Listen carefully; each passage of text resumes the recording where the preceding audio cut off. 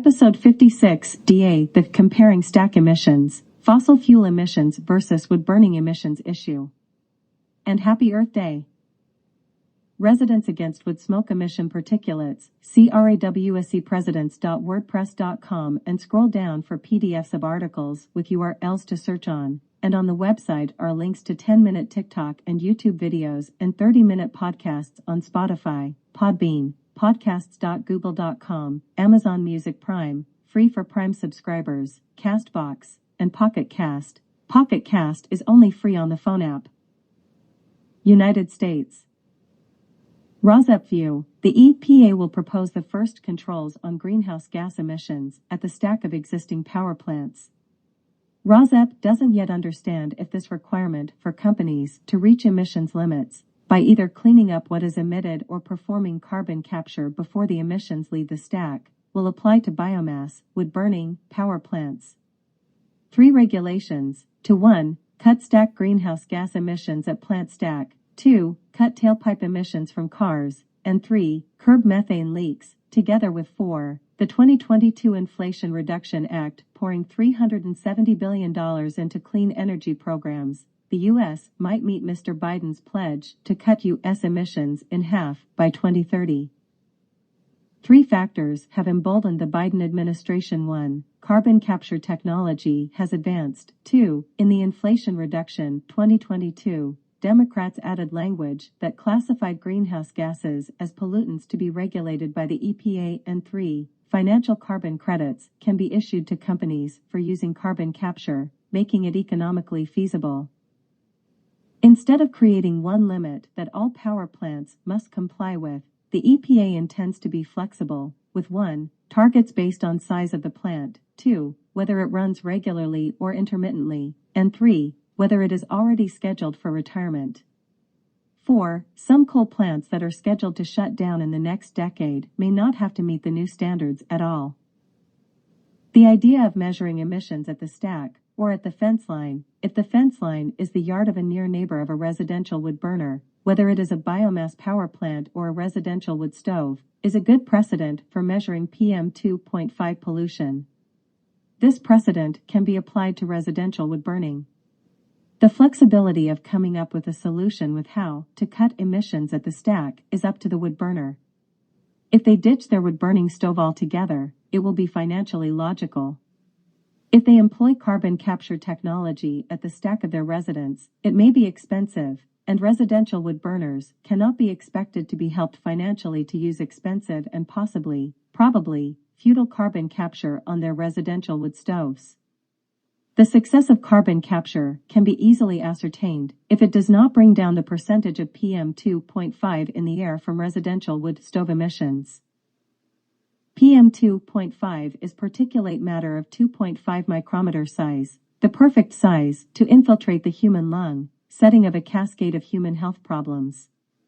Wood smoke consists of 90% PM 2.5.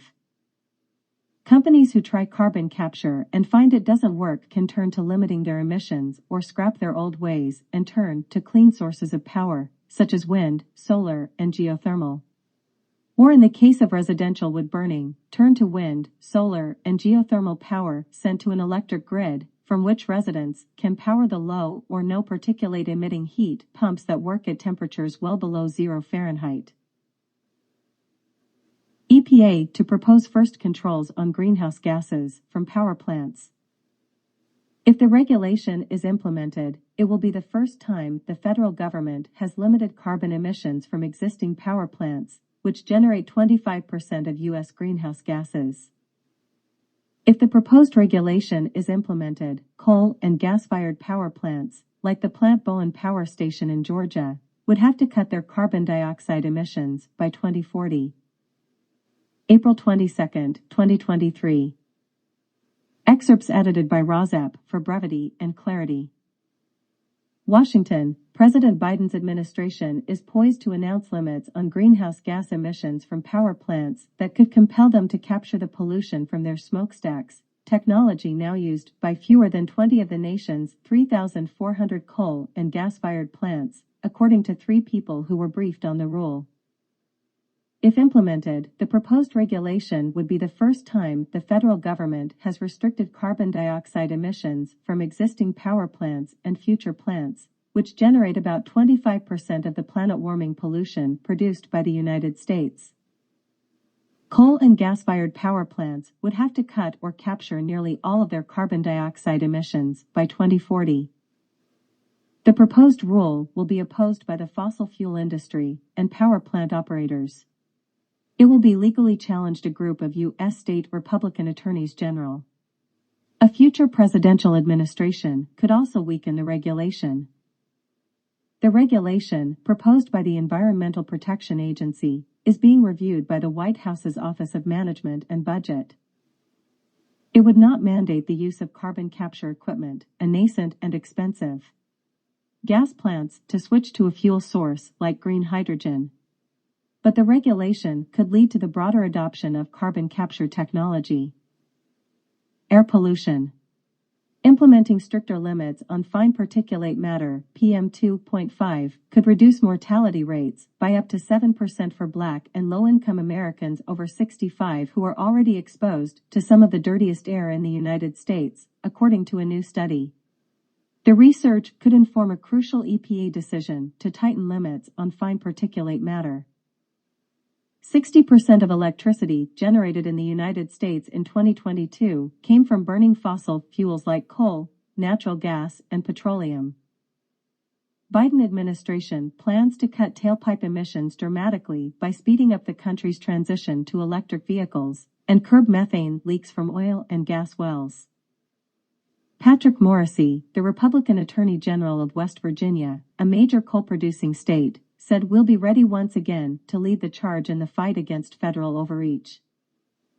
Some environmental groups are also critical of carbon capture technology, arguing that it makes more sense to switch to wind, solar, and other clean energy sources that don't pollute in the first place. The regulation will have a public comment period and will be implemented in 2024. The Biden administration is racing to implement the trio of proposed regulations before Republicans can have a chance to nullify them if they win control of Congress in 2024. Under the Congressional Review Act, a new Congress elected next November could reach back and overturn agency regulations that were finalized within 60 days of the previous Congress. The crackdown on emissions from automobiles, oil and gas facilities, and power plants comes as Mr. Biden prepares to announce his bid for re-election. Two related actions by the administration this past week. President Biden will seek $500 million from Congress to fight deforestation in the Amazon. On April 21, 2022, President Biden signed an executive order to create the White House Office of Environmental Justice and to require every federal agency to develop plans to address the disproportionate impact of pollution and climate change on minority and tribal communities. Biden said, since 2020, thousands of acres of land burned flat by wildfire, communities turned to rubble by storms growing more frequent and ferocious. It's an existential threat.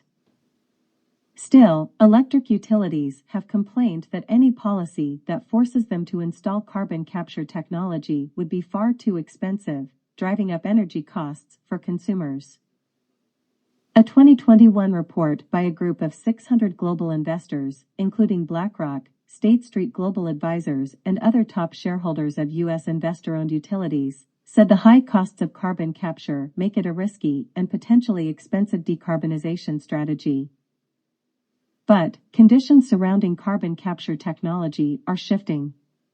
Calpine Corporation, one of the country's largest generators of electricity from natural gas, is building enormous carbon capture and sequestration facilities for its power generators in Deer Park, Texas.